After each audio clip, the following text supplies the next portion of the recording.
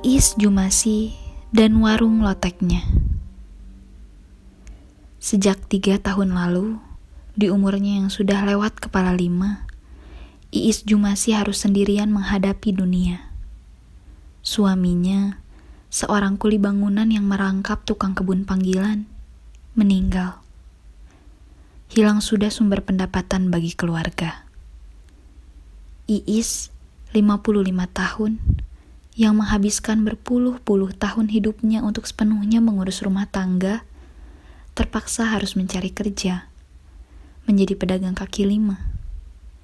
Di tahun itu juga dia mulai berjualan lotek mentah di Bilangan Dago, tepat di seberang apotek Unpad.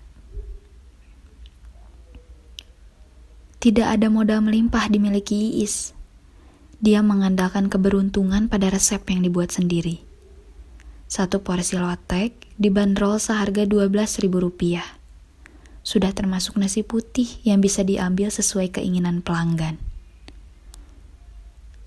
Waktu itu 2018, saya harus cari uang untuk anak bungsu yang baru masuk SMA.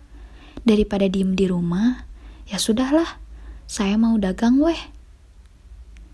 Tutur Iis, Senin, 7 Juni 2021 siang.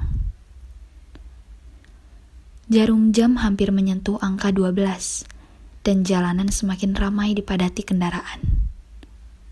Langit Bandung sedang cerah-cerahnya, nyaris tak berawan. Di lapaknya yang mungil, Iis dengan lihai mengulek bumbu-bumbu. Agar bisa berjualan di lapaknya sekarang ini, Iis harus membayar sewa kepada pemilik halaman rumah di belakangnya, senilai Rp20.000 per hari. Dia juga menyerahkan uang Rp2.000 kepada oknum petugas Satuan Polisi Pamong Praja yang sering datang ke warung. Meski tak diketahuinya untuk apa uang itu digunakan. Yang Iis tahu, semua pedagang kaki lima di sepanjang Jalan Dago melakukan hal yang sama. Begitulah setiap hari dalam 3 hari terakhir. Iis memulai kerjanya dengan pergi ke pasar untuk berbelanja bahan-bahan makanan sejak sebelum matahari terbit. Warung dia buka selama 12 jam, dari pukul 9 pagi sampai pukul 9 malam. Dalam sepekan, dia mengambil 1 hari libur di akhir pekan. Gempor atuh kalau saya kerja setiap hari pisan mah, canda Iis.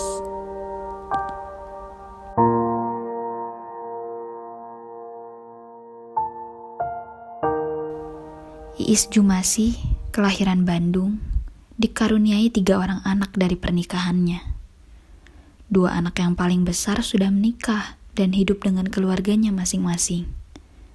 Anak sulungnya tinggal di Palembang dan sudah setahun lebih tidak pulang ke Bandung karena terhalang pandemi. Iis dan anak bungsunya saat ini tinggal di kawasan RW 11 Dago Elos.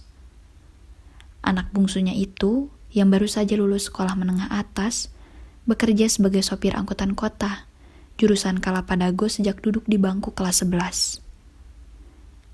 Pada 2017 lalu, rumah Iis bersama ratusan warga lainnya terancam digusur lewat sebuah sengketa lahan yang melibatkan sebuah perusahaan swasta. Beruntung, kasus yang dibawa ke meja pengadilan itu tanpa campur tangan pemerintah sedikit pun, sehingga berakhir dengan kemenangan warga. Bandung sekarang mah riweuh. Ini dibangun, itu dibangun. Buat apa sih?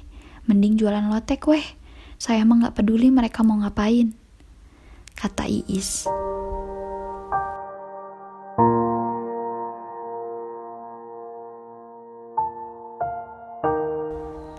Patah harapannya Iis pada janji pemerintah punya riwayat panjang. Ketika program bantuan sosial di masa pagebluk bergulir tahun lalu, dia luput menjadi penerima manfaat meski termasuk warga kelas ekonomi menengah ke bawah. Peliknya, urusan administratif membuatnya kehilangan hak. Lahir di Bandung, Iis menghabiskan masa remajanya di Cibodas, Kabupaten Bandung Barat. Itulah alamat domisili yang tercantum di kartu tanda penduduk miliknya. Dan itulah yang jadi pangkal masalah.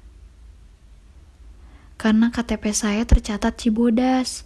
Saya harus bolak-balik ngurusin surat persyaratan. Tapi semua dibikin ribet. Gak pernah cair tuh bansos sampai sekarang juga. Ujar Iis sambil menyeduh susu jahe untuk seorang pelanggan. Jarum jam baru saja melewati angka 12 dan jalanan di kawasan Dago semakin ramai oleh kendaraan. Langit Bandung sedang cerah-cerahnya, nyaris tak berawan. Di bawah lindungan rindang pohon di kawasan yang bising itu, di dalam warung leteknya yang mungil, Iis Jumasih sekuat tenaga bertahan menghadapi dunia.